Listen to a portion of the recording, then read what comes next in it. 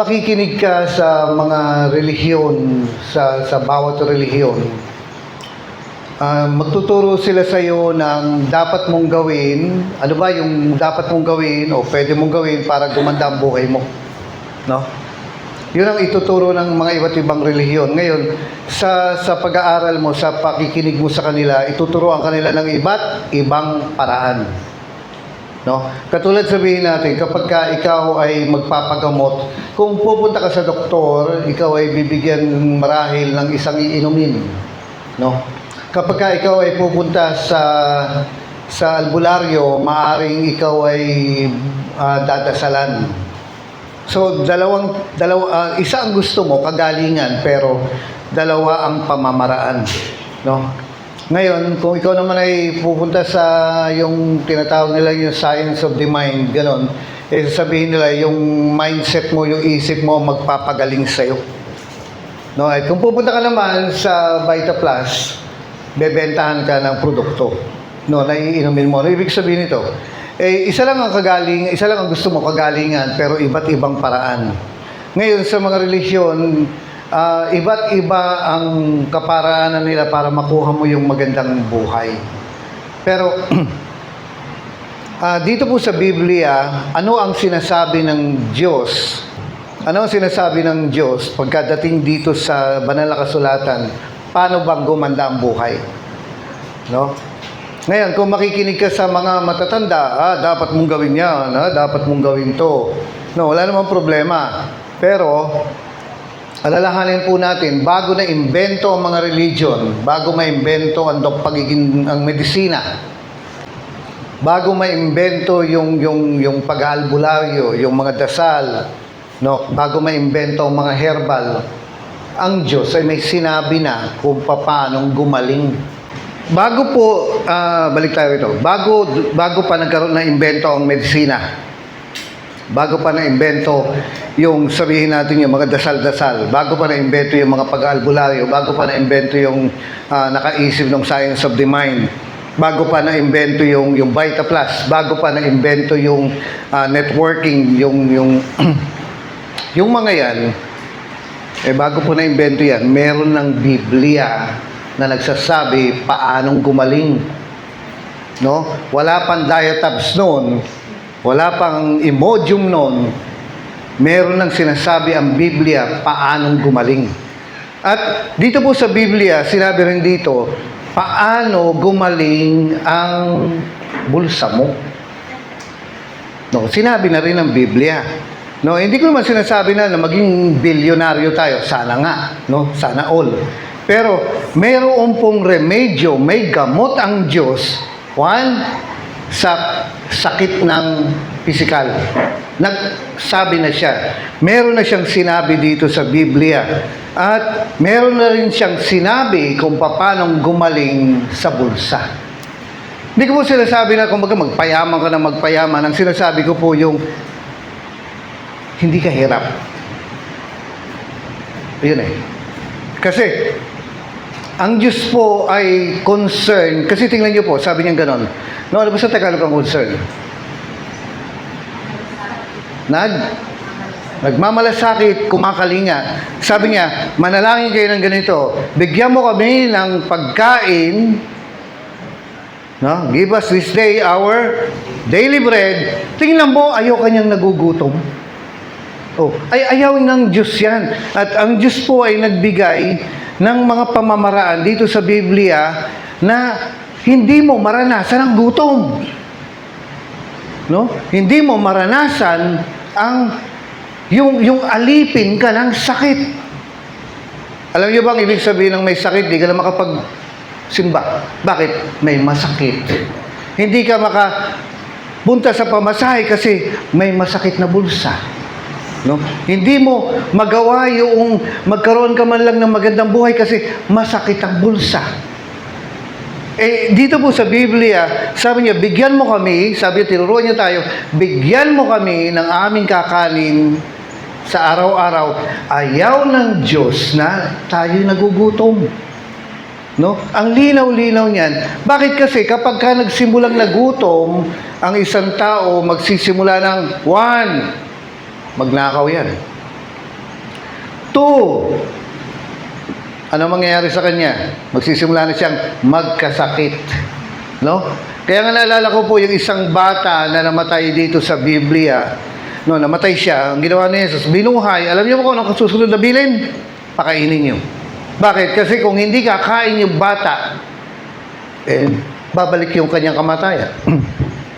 Kaya nga mga kapatid, ito po ang nais ng Diyos sa atin.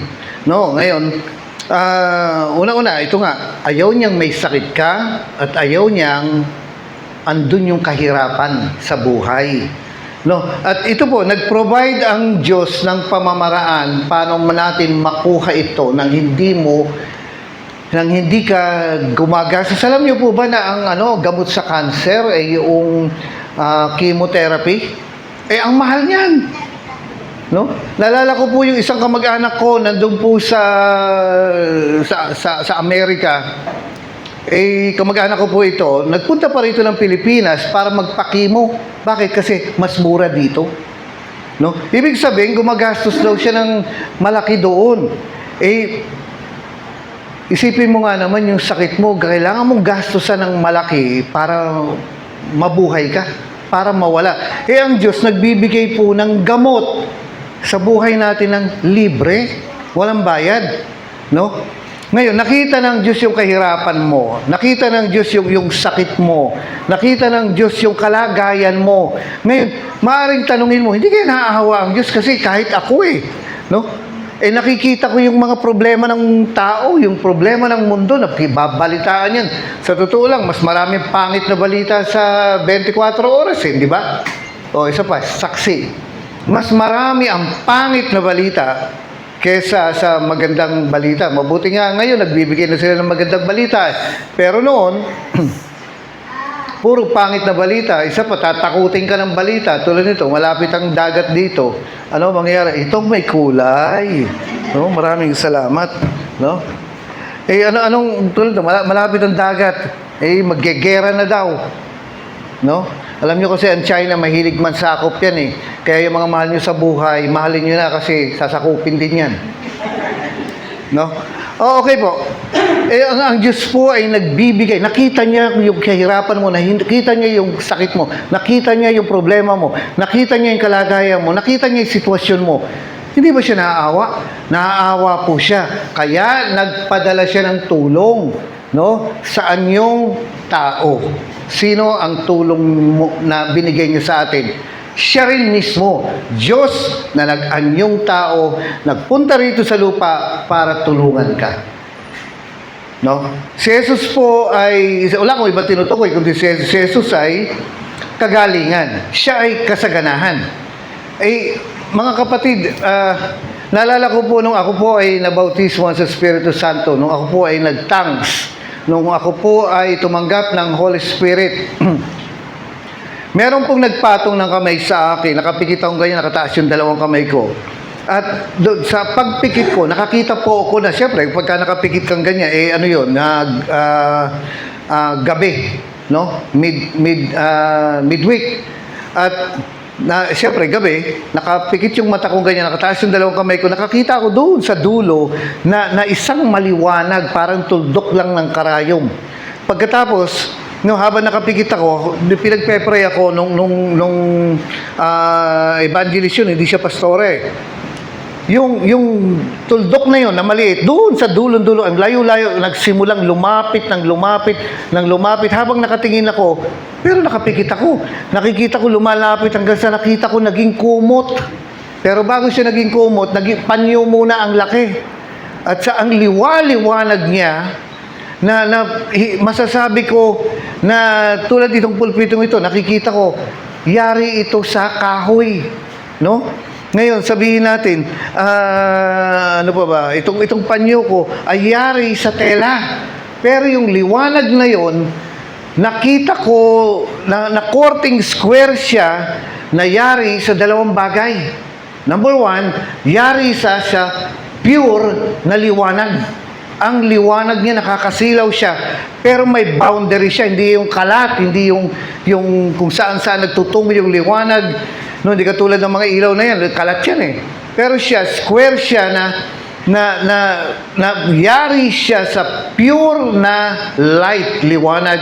At ito po, nung naging kumot na siya ang size, dahil palapit ng palapit, yari na siya sa liwanag at purong-purong asukal.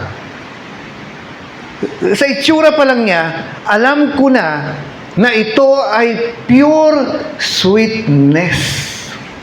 Na ang tamis-tamis alam niyo mga kapatid, kapag ang Holy Spirit dumating sa inyo, pupunuin niya ng katamisan ng buhay mo eh. No? Mawawala ang bitterness, mawawala yung mga pait sa buhay, mawawala yung mga hinanakit, yung mga sama ng loob, at mararanasan mo ang katamisan ng Panginoon. No? Kaya nga, wag niyo akong binabawal-bawal na bawal ang matamis sa akin, dahil mismo ang Diyos ang nagbigay sa akin. Alam niyo, pagtama sa akin nung kumot na yari sa asukal at yari sa liwanag, hindi ko na po nakayanan. Nang lambot ng tuhod ko, nang lambot ng katawan ko, na-slain na ako, at pagbagsak ko, nagtatamis na ako. Ano? Ngayon, si Jesus po, ano ba ang yari niya? Sabi nila, may katawan siya, yes. May damit siya, yes. Sabi nila, mahaba ang buhok niya, yes. Pero si Jesus po ay yari sa pure healing. Pure na kagalingan. Si Jesus po ay yari sa pure, ano bang magandang term na gamitin dito? Na pure na restoration. Alam niyo, naalala ko po ewan ko kung anong tawag po rito sa Ilocos. Ilocano kami, ano? Amen po ba? No, agpaiso. Ngayon, alam niyo po, yung meron daw kasi yung tawag doon kapag nakagat ka ng ahas, meron yung bato na naninipsip. Hindi ko alam kung anong tawag, meron po ba ganun dito? Na kapag nakagat ka ng ahas, may bato na ididikit doon sa nakagat ng ahas at sisip-sipin daw yung kamandang. No, pangontra. Mga kapatid dito, si Jesus, kapag siya po ay pure healing, wala sa kanyang sakit, walang trangkaso sa kanya. Kaya okay lang lumapit sa kanya kasi wala siyang sakit na pwedeng ihawa sa iyo. Kaya yung anak nyo, kapag nagsisimula ng magsimba, huwag niyong binabawal. Bakit? Si Jesus kasi, nakaka-addict yan. Ano mangyayari sa kanya? Alam niyo po, yung pangit na kinabukasan ng anak natin, mawawala. Mawawala. Si Jesus ay pure na healing. Kaya kapag si Jesus ay pinapasok mo sa buhay mo, hindi pwedeng hindi ka gagaling. Malibang hindi mo alam kung paano ito. No? Naalala ko po yung isa pong tao na naglilinis ng CR. Ang ginawa niya, nagbuhos ng muriatic acid. Anong mangyayari doon sa CR? No, mag-uusok-usok yan. Nasinghot niya. Di sumakit ang ulo. Ngayon, nakita po siya nung amo niya, nakaupo siya sa lamesa. Sabi nung amo, ba't masakit ang ulo mo? Nasinghot ko po kasi yung muriatic acid Nasakit ang ulo ko. Ito, sabi nung amo, ito yung Biogesic, inumin mo. Pagkaraan ng 1 oras, bumalik po yung amo, nakita niya yung kasambahay niya, nakaganon doon sa lamesa. Sabi niya, hindi ba uminom ka na ng gamot? Asan yung gamot? Ayan po. Ba't di mo ininom? Baka po kasi may maghanap. Ngayon, ano pang sinabi? Ito gamot yan. Dapat yan pinapapasok sa loob. Si Jesus ay gamot sa ating mga sakit. Kaya dapat pinapapasok sa loob. Naalala ko pa po yung isang sabi niya, Dok, may sakit ako. Magpapagamot ako sa iyo. Pumunta sa isang tao sa doktor dahil may sakit. Ngayon, kumuha ng stethoscope yung doktor at nagsimulang makinig sa tibok ng puso, sa paghinga. Ang nangyari po, sabi ng doktor, eto, inumin mo 3 beses ang araw. Pagkaraan ng 1 linggo, bumalik ka. Pagkaraan po ng 1 linggo, bumalik yung pasyente. At sabi niya, Dok, hindi naman ako gumaling Andito pa rin yung sakit ko. Sabi ng doktor, ano bang ginawa mo? Ininom mo ba ng 3 beses ang araw? Hindi, Dok. Pinahid ko ng 3 beses sa isang araw. Hindi ka nga gagaling. Alam niyo po, wala namang problema kung gusto mong magkwintas ng krus. No, ako naman may krus din. Si Reverend Jomar, kung kilala niyo, namimigay ng krus. Ngayon, okay lang kung maglagay ka ng krus dito sa leg mo. Maglagay ka pa ng krus dito. Kung gusto mo, sa ilong ka pa maglagay ng krus. Walang problema yan. Wala naman ako nakikitang masama na binabawal ng Diyos na ikaw ay magsuot ng krus. Pero, bago mo isuot ang krus na yan sa leg mo, isabit sa dibdib mo, siguraduhin mo na yung krus na yan ay nasa loob muna ng puso mo. Bakit? Hindi tatalab ang gamot kapag di mo ipapasok sa loob. At ganun din si Jesus, siya ay pure na kagalingan, na kapag siya ay pinapasok mo sa buhay mo, hindi pwedeng hindi ka gagaling. Siya yung bato na sumisip-sip ng malas. Siya yung bato. Natandaan niyo ba yung sabi ko sa inyo kanina? Ano ba tawag dito yun na dinidikit? May sa mga probinsya may ganyan na pag natuklaw nga ng ahas, ididikit mo, sisip-sipin daw. Hindi ko na maalam kung totoo yun dahil hindi ko pa na-try. At ayaw kong itry. Wala akong planong itry. Pero siya po ay sumisip-sip ng kamalasan. Nakukuha niyo mga kapatid? No? Sumisip-sip siya ng kapangitan ng buhay. Sabihin mo sa katabi mo, pwede ka nang gumanda. Oh. Alam niyo mga kapatid, kanina may kwento ko. Ayaw kong ikwento, pero maganda ikwento ko eh. Ang travel namin dito, umalis kami ng 11 o'clock kagabi. Nakarating kami ng, ano oras pa ba doon? Mga alas 6 na, no? Isipin mo yun. Long drive, no? Si Pastor Badong ang nagda-drive. No, yung oras na yan ay nakakaantok. Bakit? Kapag nag-overnight kasi ang mga tao, anong oras ba ang overnight? Overnight prayer meeting. Diba, gabi, minsan hanggang madaling araw, minsan nagbabayin tayo. Ikaw na antok, lumayas ka, ikaw na spiritual antok. Hindi spiritual yan, natural. Gabi eh. No? Gabi eh. Siyempre talagang aantokin ka. No? Ngayon, alam niyo po, di nagda-drive po si Badong, no? Di siyempre tulog na kami. Yung dalawang kasama ko sa likod, mas madaling matulog yan, no? Minsan nga may tumutulo pa rito. So nagda-drive siya. Ngayon, pagising-gising ako, nakatulog din ako. No, kasi nga gabi, madaling araw. Alam niyo mga kapatid, naalala ko po nung ako po ay nagka-camp, nung tayo nagka-camp sa Florida. Nag-drive po ako pa uwi. Di siyempre, camping yan. Pagod na pagod ako. Nag-drive ako ng hapon kasi ako usual yung pinakalas na aalis. Sisiguraduhin mo muna yung lugar na yan. Alam niyo mga kapatid, yung kasama ko, sabi ko, bantayan mo ako kasi pag ako nakatulog, ay bantayan mo ako. Ang nangyari, sabi niya, opo pastor, dalawa kami. Nasasakyan kami, nagda-drive ako. Ay, salamat, no? Napakagandang kasama kasi siya ang unang natulog. At habang nagtatribe ako, nagulat na lang ako dahil ginigising niya ako. So, yung pastor, mababangga na po tayo, mamamatay na tayo. Doon lang siya nagising na sabi kong gano'n na, nakatulog pala ako. Habang nagdadrive ako, traffic pa. So sa palagay ko po, mga 2 segundo ako na idlip. Habang nagda-drive, bakit? Kasi dala ng pagod. At sigurado po ako, hindi po yun yung first time na nakatulog ako pagda-drive dahil kilala ko yung sarili ko eh. No? Minsan kasi pagkatapos po ng sermon na to, pagkatapos ng anniversary natin, pagod na pagod ka. Ngayon, ilang oras ang trabaho ng isang empleyado? Alam niyo po ba, yung 2 oras na sermon ng isang pastor ay katumbas ng 8 oras na trabaho. Nakakaubos ng lakas ito, nakakaubos ng anointing ito, nakakaubos ito na basta nakakapagod yung ganito kasi hinihila mo yung spiritual na lakas eh. So, alam ko na sa buhay ko, sa pagdadrive ko, hindi lang ako yung isang beses nakaidlip habang nagdadrive. Siguro mga 3-4. Hindi ko na napapansin yon. No, magigising ka lang, sasabihin mo, nakaidlip ako ha. Oh. Tapos makikita mo, iba na yung lane mo. No, pasalubong na. Joke lang. Ngayon, naalala ko po, nung andun po ako sa Pangasinan, di pagkatapos ng sermon, hingal. Anong ibig sabihin nun? Pagod. Maya-maya, kinukwentahan ako ng elder, sige po, opo, sige po, dahil nakikipagkwento, sige po, opo, opo. Sige, kwento lang siya ng kwento, sige po, sige po. Maya-maya, tumahimik ang mundo.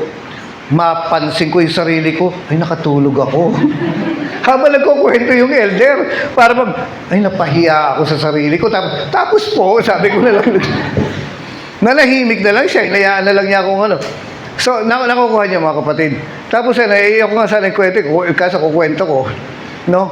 Alam niyo po, alam ko yung pakiramdam ng inaantok natural yan kasi 11, tapos kanina siguro mag-aalas 5 na yon, no?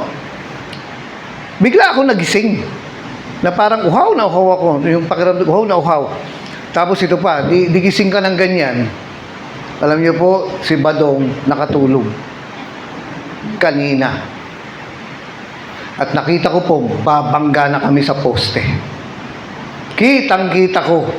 No? Hindi ko siya nakita. Basta alam ko tulog siya. Bakit niya ibabangga sa kotse? Ay, yung kotse sa poste. Kitang-kita ko. Sabi ko gano'n, hinawakan ko yung Badong. Ginano ko, enamreno naman kaagad. Ano ibig sabihin? Sabi niya, sorry po, nagaganyan si Badong. Alam niyo, kapag nandun na ang Diyos, may backup ka. Tulog na tulog din ako. No? Na parang, kumbaga parang ang sarap matulog. Parang gano'n, ang sarap mabuhay sa sariling bayan. Inaangkin ng China.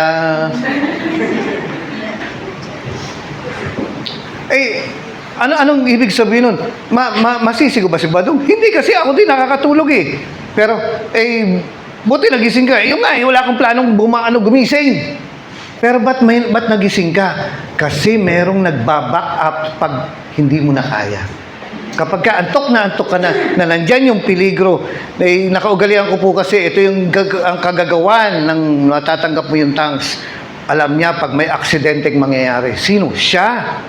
Pero at dahil nagtatanks ka, makakaiwas ka. Amen po ba? Alam niyo po ba, medyo wardi-wardi na itong sermon ko, no? Kapag ka nandun yung nagtatangs ka, nandun ang Holy Spirit sa'yo, 2 years bago mamatay ang isang mahal mo sa buhay, sasabihin na ng Diyos sa'yo. Bakit? 1, para mapigilan. 2, para mapaghandaan.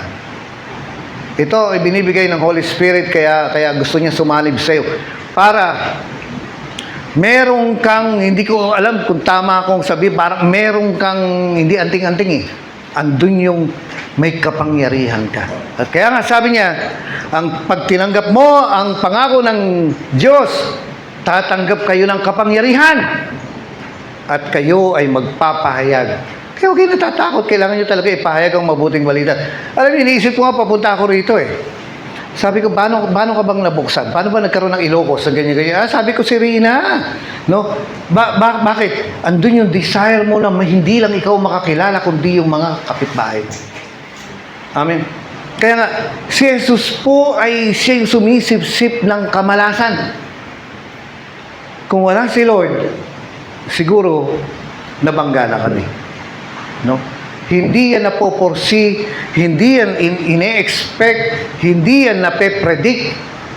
Pero siya, alam niya. Kaya yung time na mababangga na kami, no, meron siyang gigisingin. Sabihin mo sa katabi mo, hoy, gising. No.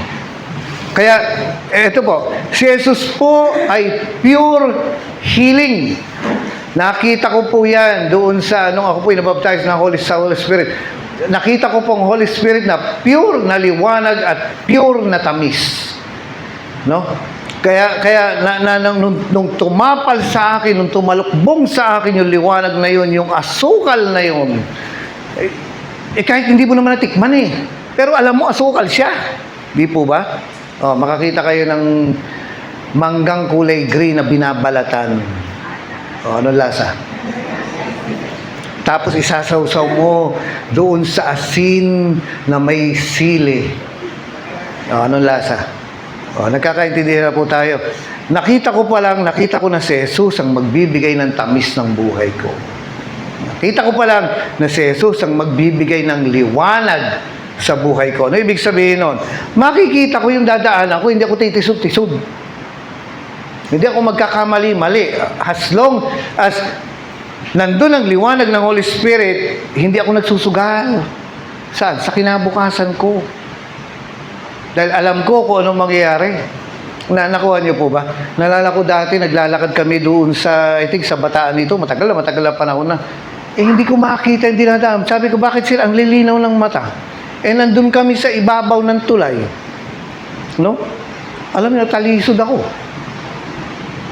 Alam ko, malalaglag na ako sa tulay. Hindi ko alam kung ano nasa baba dahil hindi ko makita sa dilim eh. Pero, bigla ako napakapit at napatigil at sabi ko, salamat Panginoon. Alam niyo kung bakit? Kasi dahil sa kasama mo si Jesus ay sip-sip ng kapangitan sa buhay. No? Siya yung sip-sip, siya yung sumisip-sip ng aksidente sa buhay. Kaya sabihin mo sa katabi mo, mabubuhay ka pa. So, si Jesus po ay pure na healing. At ito pa, no, tingnan niyo po, oh, alam niyo nakalagay sa Bible sa pamamagitan ng mga latay niya kayo nagsigaling. At lahat ng lumapit kay Jesus nung andito pa siya sa lupa, walang hindi siya pinagaling. Stroke, no? Stroke, yung kamay niya nakaganon na lang. Stroke, pinagaling ni Jesus yan. Yung bulag, pinagaling ni Jesus yan. Yung pipi, pinagaling ni Jesus yan. Yung bingi, pinagaling ni Jesus yan. Yung malungkot ang buhay, si Sakeo, pinagaling ng Diyos. Nakakita ng patay, ilang patay ang binuhay niya. Pinagaling ng Diyos. Alam niyo ba sa lumang tipan, wala pong albularyo. Kapag sinaniban ka na masamang espiritu, walang gabot sa'yo. Sa Old Testament, nagre-research ako, wala akong makita eh. Dito sa Old Testament, kapag ikaw ay sinaniban ng maligno, ikaw ay sinaniban ng lamang lupa, anong tawag sa iyo? Nasaniban ng laman loob. Walang gamot sa iyo, ikaw ay hihintayin na lang mamatay. Walang remedyo. Wala akong nakikita dito sa inyo Old Testament eh. Nag-try ako, nagtanong ako kay Mr. Google. Wala naman siyang masagot. No? Kapag ikaw ay sinapian ng masamang espiritu, papatayin ka na lang. O hintayin ka na lang mamatay. Okay, magpag-alagala ka. Bakit? Walang gamot. Kasi yung masamang espiritu, sisirain niya yung katawan mo, sisirain niya yung isip mo, sisirain niya yung buhay mo. Hanggang sa mamaya, di ka na naliligo. Iba-iba ng takbo. At ako, ano ginagawa mo. No? Alam mo, papunta ka na ng impyerno, pero okay lang. Bakit kasi sira na eh? Nasiraan na eh. Wala nang remedyo. At maliwala kayo mga kapatid, ang dami pong sakit na gawa ng masamang espiritu. Pero, nung dumating si Jesus, nagsimula siyang magpagaling ng mga sinasaniban, inaalihan. Kasi, hindi lang pisikal na sakit ang kaya niyang gamutin, kundi pati yung mga spiritual na sakit ay gagamutin niya. Nakukuha niyo mga kapatid. Naalala ko po yung isang kwento ng tatay ko. Nung tatay ko buhay po, taga Tarlac po siya. At yung may simbahan tayo doon sa Tarlac, no? Ngayon, nung lagi siya dumadalaw doon, bakit? Probinsya niya yun eh. Andun yung mga kapatid niya. So, nagpupunta siya ron. Hanggang sa mamaya, pauwi na po daw siya, si tatay ko. Nagda-drive siya. Nakita niya yung dati niyang kababata na may karga-kargang anak. Ngayon, nung nakita, sabi niya, ikaw ba si ganyan? Sabi niya, ay kuyang. Sabi gano'n, nagkakilala siya, ay kuyang. Sabi niya gano'n. Ngayon, kilig-kilig yung anak niya, nakita ng tatay ko na may malaking pigsa dito. Ang laki-laki. Alam niyo ba yung hitik na?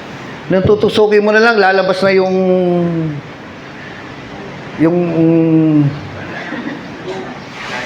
ayun. No, lalabas na yun.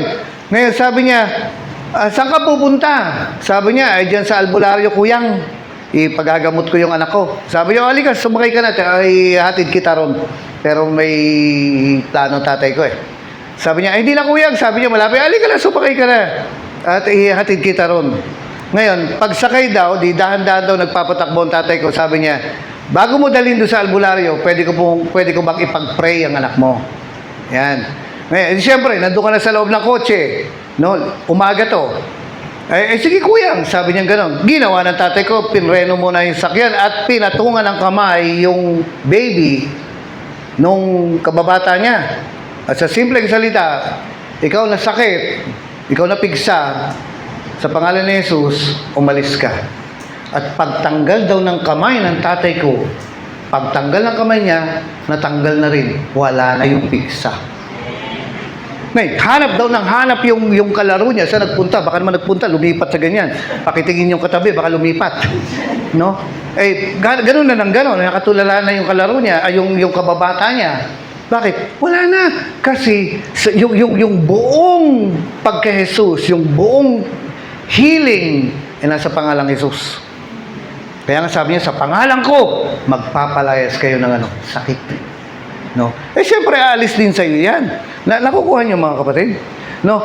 Ngayon, si Jesus po ay pure healing. Kaya nga sabihin natin yung stage 4 cancer. Kasi wala naman stage 5 eh. Yung mga wala nang pag-asa, wala nang remedyo, si Jesus ang gamot. Sabihin mo sa katabi mo, pwede pang gumaling yung rayuma mo. Sabihin mo gano'n, pwede pang gumaling yung high blood mo. Kasi magagalitin ka eh. No. Pag sabihin mo pa sa katabi mo, pwede pang gumaling yung katarata mo.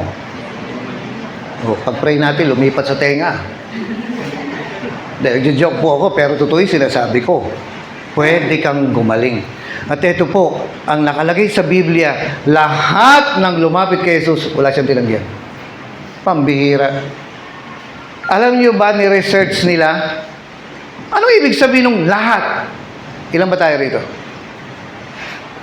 Sa palagay niyo po, estimate. 30? 40? Yan. Ngayon, pag sinabi kong lahat, di lahat. No? Kahit yung asong lumapit, kasama sa lahat. Basta gumagalaw, lahat. Alam niyo po, ang sinasabi nila, si Jesus, ang lumalapit sa kanya araw-araw para magpagaling ay 50,000. Paano mapapagaling ni Jesus yan? Research ng mga magagaling sa Biblia, hindi naman ako ganun kagaling. No? Alam niyo po, sabi ko nga nung alam niyo po yung Baler, Quezon, sabi ko, pagpunta ko riyan, susunod na punta ko riyan, bibilangin ko yung liko. No, ilang baliko yan. Bundok yan eh. So, alam niyo po, binilang ko. Nabilang ko. Yung liko, 2 lang pala. Kaliwat kanan. Andiyan pa po kayo? Kaya nga, sabi nila, ang lumalapit daw kay Jesus doon sa isang lugar na yon, araw-araw, 50,000. At ang sabi ni Jesus, ang sabi ng Biblia, pinagaling niya lahat. Paano yun? Ako, hindi ko maiisip yun eh. Ang lakas naman ni Jesus. At ang tiyaga naman nung pumila. No? Ang tiyaga naman itong mga tao ito. Kung ako naman ay hirap na, magtsatsaga na lang akong pumila kaysa magtsaga ako sa sakit na to. So, isipin nyo, wala siyang tinanggihan at hindi naubos ang kapangyarihan niya. Bakit siya ay pure na kagalingan? Kaya kapag tinanggap mo si Jesus, hindi pwede, may chance kang gumaling. Pwede kang gumaling nang hindi ka nagpapadoktor. No? Kaya nga, paano kung hindi ito may tuturo, kung hindi ito malalaman ng mga tao, alam niyo po, sayang lang yung kamatayan niya sa krus. Sayang lang yung hinagupit siya kasi sabi ng Biblia, sa kagupit na yan, kayo'y nagsigaling. So makikita niyo po, no? Number 2, na gusto ko pong banggitin, siya ay pure na kagalingan at siya ay pure na kasaganahan. Ano ibig sabihin nito? Dito po sa John 10:10, sabi niya, ang kaaway na parito para bigyan ka na para ikaw ay nakawan, patayin, at wasakin. Yan ang trabaho ng diablo, yan ang trabaho ng demonyo. Patayin ka. sa sakit, patayin ka sa aksidente, patayin ka, nakawin yung magandang kinabukasan mo, wasakin yung buhay mo. Pero sabi niya, ako'y naparito, sino si Jesus, para bigyan ka ng magandang buhay, masayang buhay, at kompletong buhay. Sabi mo sa katabi mo, pwede kang magkaroon ng washing machine. Hindi ka nakikilaba. No? Kasi si Jesus ay pure na kagalingan, pero siya rin ay pure na kasaganahan. Ano ibig sabihin ito? Buhay na masaya. No? Yan ang nakalagay sa John 10:10 eh. Isipin, buhay na masaya at pakitanong nga yung katabi, maligaya ka ba? Sa iyong katayuan. Kanta yun eh. Ang buhay mo ba? Kinakanta namin sa concert yun. Hindi ako tingnan niyo po, ang sabi niya gano'n, naparito ko para bigyan kayo ng buhay na masaya. Masaya ka ba? Alam niyo mga kapatid, dito eh. Kaya yung mga kabataan hindi nauwihan kasi gusto yun sa barkada, gano'n kasi hindi masaya. Kaya nagbibis yan, nag-aalak yan, nagdodroga yan. Bakit? Hindi masaya yan. Kaya andun yung pagiging rebelde nila, yung bahala na kung ano, basta kung saan ako masaya. Kasi nga, hindi masaya yan. Pero alam niyo po, si Jesus na parito-rito para bigyan ka ng kasiyahan. At hindi mo matatagpuan ang kasiyahan na yan maliban kay Jesus. Akala mo, masaya ka sa barkada mo, akala mo lang yan. Kasi, yung tunay na kasiyahan, hindi yung nararamdaman mo lang yung saya, kundi nararamdaman mo rin yung kapayapaan. No? Yung ibang tao, magkakaroon ng kapayapaan habang humihit-hit. Pagkaraan, pag wala ng tama, no? Pagka hindi na siya bangag, wala nang kapayapaan. Pumunta ka ng drugstore, bumili ka ng isang tabletas o tatlong tabletas ng kapayapaan, bibigyan ka nila, pero yung kapayapaan talaga, wala silang mabibigay sa'yo.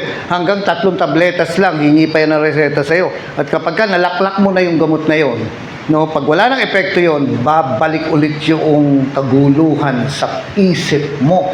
Pumunta ka ng hardware at bumili ka ng 3 kilong kapayapaan. Wala silang bibigay sa'yo, pero bibigyan nila sa'yo 3 kilong pako. No? Pero, Jesus, lumapit ka, humingi ka ng kapayapaan, bibigyan ka niya ng isang katerba, walang bayad, walang kapalit. Bakit? Kasi ang trabaho ni Jesus, bigyan ka ng masayang buhay. No? Ito po alam niyo nakalagay dito, sabi niya, okay, masaya ako, gano'n, kontento na ako rito, wala akong ulam, wala akong washing machine. Oh. Kontento na ako rito. Oh, hindi ako niniwala rin. Kontento ka na. Naiinggit ka sa ibang meron. Alam niyo nakalagay dito sa Biblia, buhay na ganap, kompleto. No? Kompleto. Pakisabi nga sa katabi, pwede kang magkaroon ng 2 washing machine. Ito ang gusto ng Diyos kung ano yung makakapagpasaya sa'yo. Siyempre, hindi ka naman pwedeng magkaroon ng, Lord, gusto ko ng 5 asawa. Hindi pwede. No, kasalanan yun. No, binabawal yan. Pero yung sabihin natin, yung sa boundary na gusto ng Diyos sa'yo, andun yung kasiyahan. Kaya nga, alam niyo mga kapatid, masaya kami na naglilingkod sa Diyos. Kahit wala kaming sports car, bakit aanin ko yun? May ilalakad ko ba yun? Matatakbo ko ba yun sa dagat? Baka nga, kumbaga, okay lang kahit wala tayong truck, yung kasi laki ni Optimus Prime, bakit hindi ka kasya sa kalsada? No? Babalandra yan dyan. Pero andun yung masaya ka na bakit ganito nararamdaman ko, andun yung kasiyahan. Hindi mo ba napansin, nakaramdam ka rin naman ng kasiyahan o napangasawa mo yung ang asawa mong pangit? Masaya ka? No, joke lang yun. No. Pero andun yung kasiyahan na binibigay ng Diyos. Bakit sabi niya na parito ko para bigyan ka ng buhay na masaya, buhay na ganap. Ano pa? Ha? Kung ano makakapagpasaya sa'yo. Amen po ba? Mga kapatid, ano po At ito pa, no? Alam niyo po, dumating ang time na si Jesus po nagkaroon ng utang. Kailan ito? Nung siningil sila ng buwis. No? Siningil sila ng buwis. Alam niyo, sabi ni Jesus, kasi yung buwis, utang yan Sabi ni Jesus, mangisda ka. Yung unang isda, hindi mo ulalahatin yung isda sa dagat. Yung una lang. Buksan mo yung bibig. Hindi mo kailangan maghanap ng maraming isda. Ang sabi niya, isa lang. Yung una lang. Buksan mo yung bibig. Aba, may gintong coin. At sapat na yun para bayaran yung utang nila. Sabi mo sa katabi mo, malapit na. Mawawala ka na sa utang. O hindi ba ang saya niyan? No? Ay, si matanong ko nga, si nanay. Loleng. Si Nanay Loleng, no? Ilocano po kayo, no? Natarusan ko naman yung Ilocano dahil nanay ko, Ilocano, tatay ko, Ilocano Kapampangan. Ano po yung unan nyo pag natutulog kayo? Yan po ba ay Uratex? Yung unan nyo? Uratex or Toyota? Ano ba? Ano po yung unan ninyo na brand? Yan ba Uratex o Ruby? No? Kapas? Bulak. So, ano ba sa Ilocanong bulak? Kapas. No? Sa Tagalog kasi cotton yan eh. Alam niyo po, ganito, yung unan kong pinakamalambot sa buong mundo. Yung unan ko. At gusto ko po kayong bigyan ng tigi-tigisang unan na yun. Libre, walang bayad. Makinig lang kayo. Alam niyo po kung ano yung unan na yun? Yung unan na walang utang. Ang sarap matulog. Good night. Ang sarap matulog nang wala kang utang. No? Ang sarap matulog na gigising ka pag may maniningil, meron lang. Tama? Ang sarap ng pakiramdam na may pang tuition fee lang. Ang sarap ng pakiramdam na may pang almusal. Ang sarap ng pakiramdam na may pang bili ng Christmas gift sa Christmas party at may bagong Christmas dress. Anong Christmas dress ang sinasabi mo, Kuya Boy? Yung umiilaw, may dala kang baterya. Ang sarap matulog sige, sabihin mo ganito, may nangyaring ganito, kailangan ng bayaran ganyan na meron lang. Na hindi ka nag-iisip, saan kukuha ng pambayad? Saan kukuha ng akong kwarta? Magkagaganong ka na. Nasasabihin mo lang, sakit si barukong ko. Hindi mo na alam kung saan ako kukuha? Saan ako mangungutang? Saan ako pupulot ng kwarta? Awan salapi. Ewan ko, tama pa yung, ginagamit niyo po ba yung word na salapi? Hanan. Hindi na. Salapi kasi 50 centimos nun. Maliit na ganyan. Ano sa Ilocano ang mani?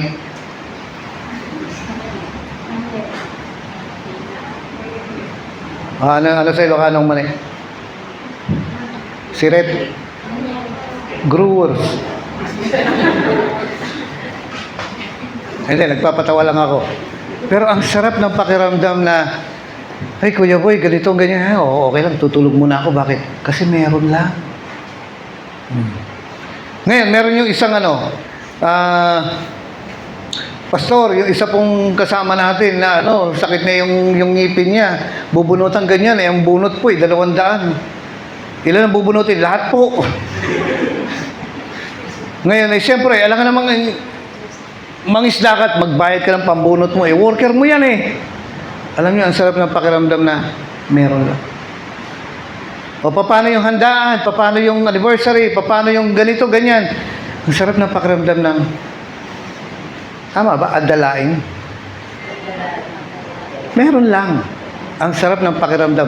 Bakit kasi? Umulan, bumagyo, ayos lang. Basta't kasama ko siya, ayos lang. Basta may Jesus ka. Kasi si Jesus ay pure na kasaganahan. Kaya nga, Bukod sa siya ay pure na kagalingan, siya din ay pure na kasaganahan. At kapag ka may Jesus ka, yan ang mararanasan mo. No? Ay,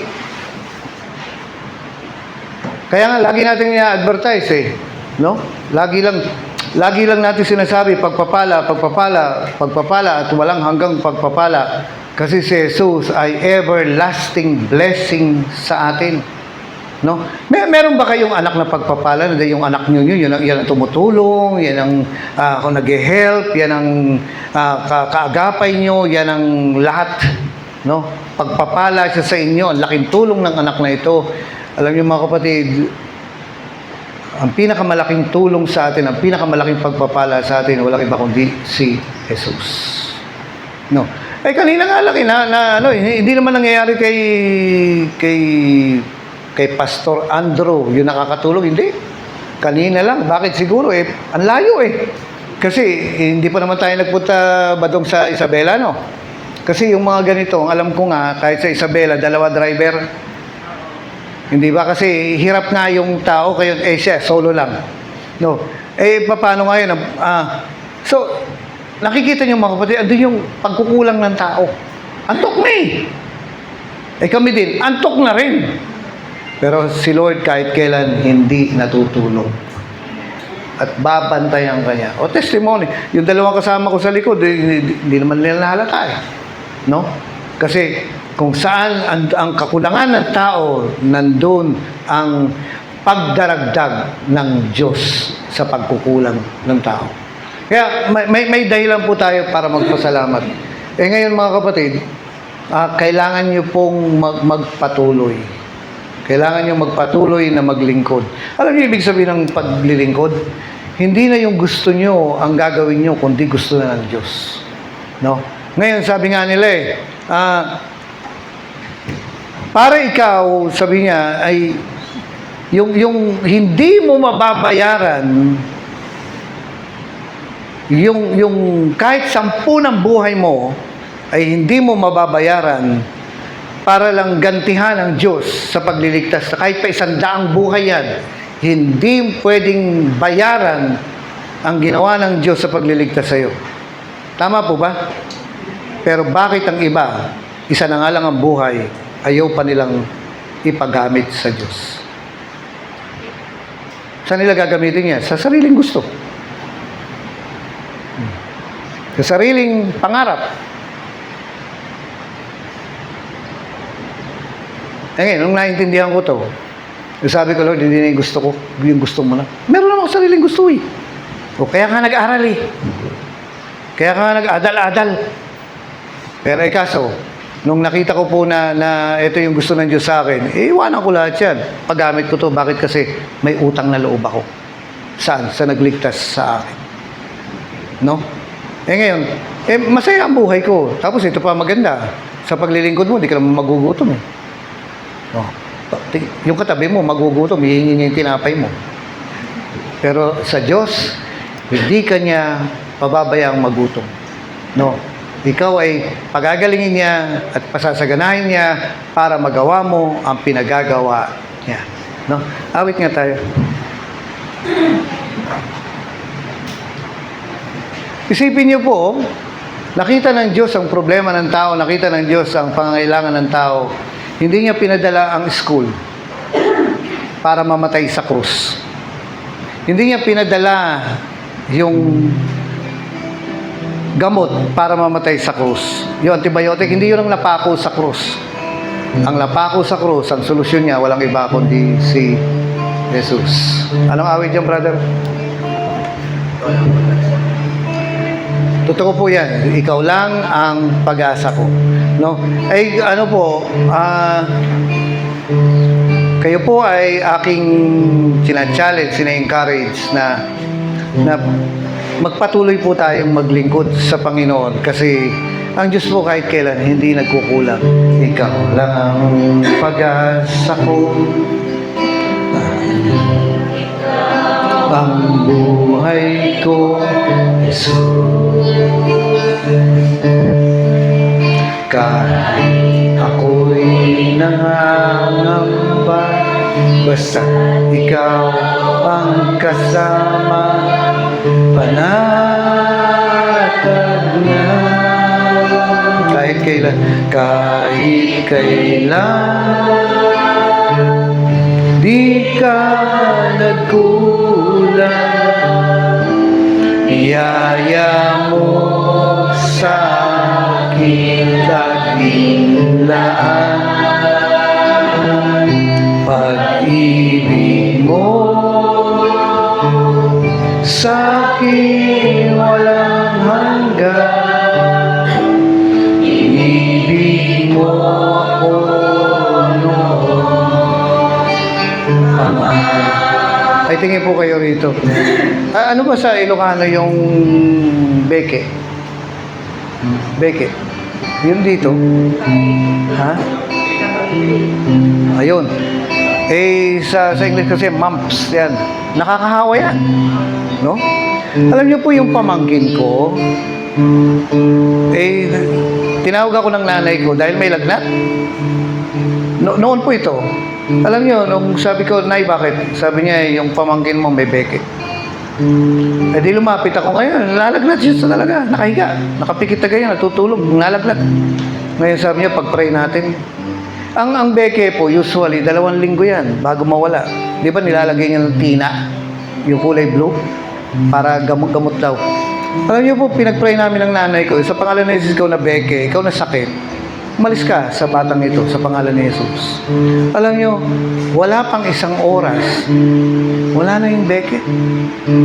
No, gumaling na siya. Naalala ko rin ng tatay ko dati, tinubuan siya ng cyst dito. Alam niyo po yung cyst? Bukol. Na dito, pagka nakasuot siya ng damit, nalabas yung bukol. Ngayon, ang sabi niya sa akin, boy, halika nga, sabi niya, tingnan mo to. Titinaas niya yung damit niyang gano'n. Tapos pinakita niya. Sabi ko, tay, sis, ito bukol to Ngayon, sabi niya, tingnan mo. Alam niyo, papalayasin ko yan. Sabi niya gano'n, malaki. Ngayon, ang ginagawa po ng tatay ko, habang nanonood ng TV, Jesus na yun, lumayas ka. Ikaw na bukol, lumayas ka. Gano'n lang siya ng gano'n. Lumayas ka, lumayas ka. Bulong lang naman. Habang nanonood ng TV yan, no, paborito niya yung saksi. Tapos sige, lumayas ka sa pangalan, lumayas ka. Bakit? Nakalagay kasi sa Bible, kung sasabihin mo sa bundok na ito, pumunta ka sa dagat, umalis ka rin, pumunta ka sa dagat, susunod yung bundok eh. Alam niyo po, pagkaraan po ng 1 linggo, sabi niya sa akin, boy, halika. No? Sabi niya, kapain mo yung bukol. Ginano ko, wala na tayo. Saan nagpunta? Tinaas ko yung damit niya. Sabi niya, wala na. Bakit si Jesus ay kagalingan? At pwede niyang palayasin yung sakit at pwede rin niyang palayasin yung kahirapan. No? Ituturo po ng pastor natin kung paano yan, katulad ng giving. No? Magbigay ka, tikay bibigyan. No? Tapos kung sasabihin mo sa bundok na ito, wala namang bayad eh. Malis ka rin, mapunta ka sa dagat, susunod yung bundok. Ngayon, alam niyo po sa pamilya ko, ang daming mga ganyan na nakukuha lang sa prayer.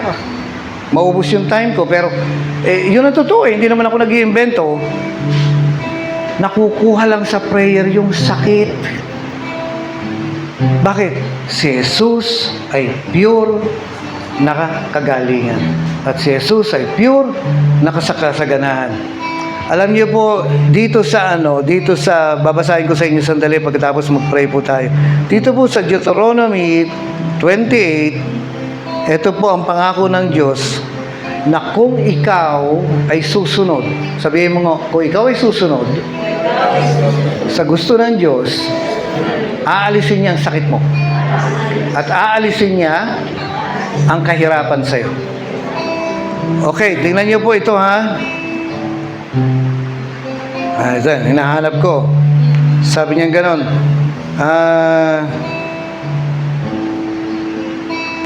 Sabi niya,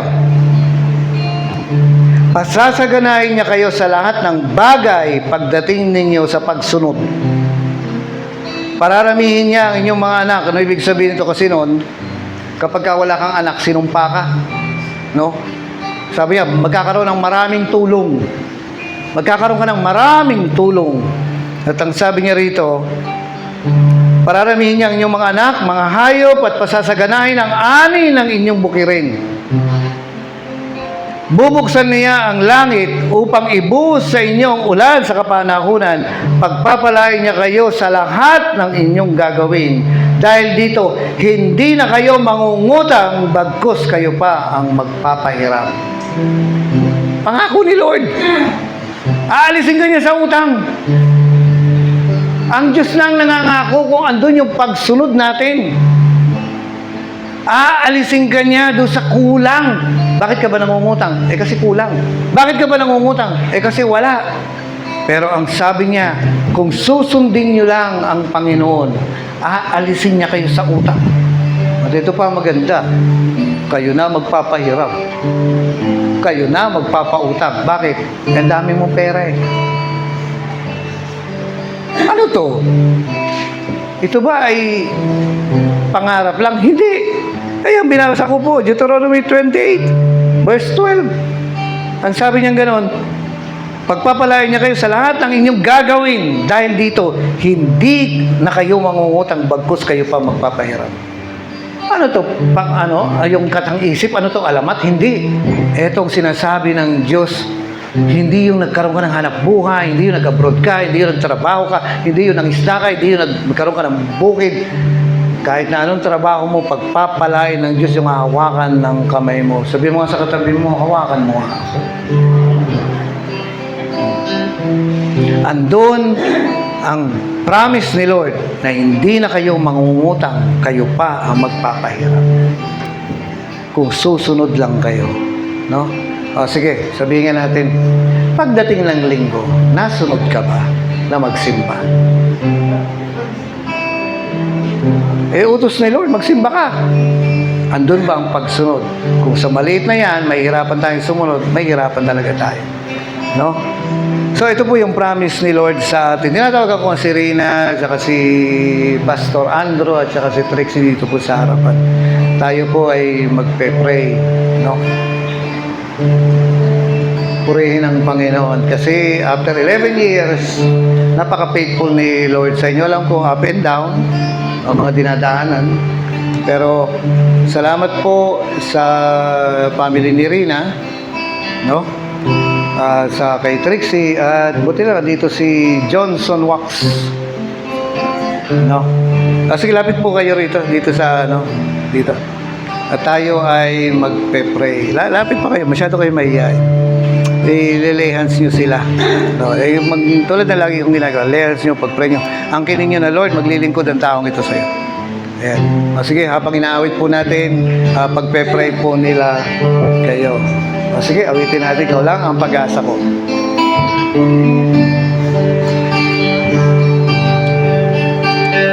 Ikaw lang ang pag-asa ko. Pakiharap mo sa kanila yung dalawang camera.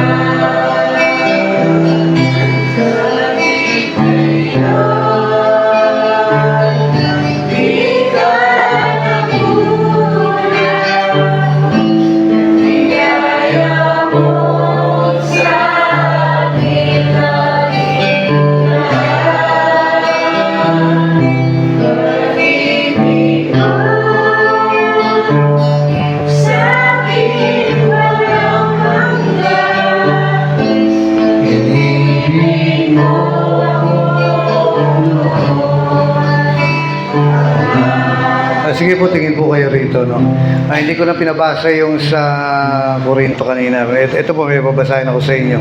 Sabi niya sa Galatia 3:15, tinubos tayo ni Kristo sa sumpa ng kautusan nang siya'y magdusa na parang isang sinumpa.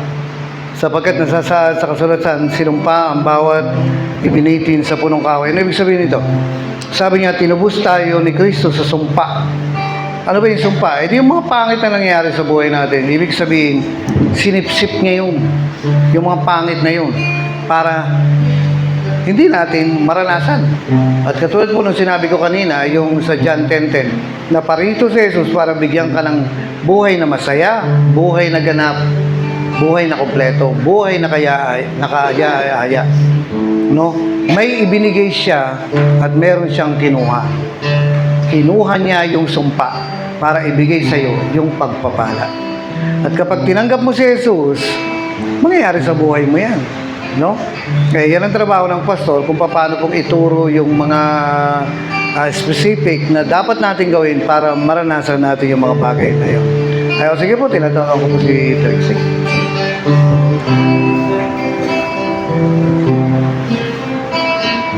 Sige po, minsan pa tayo na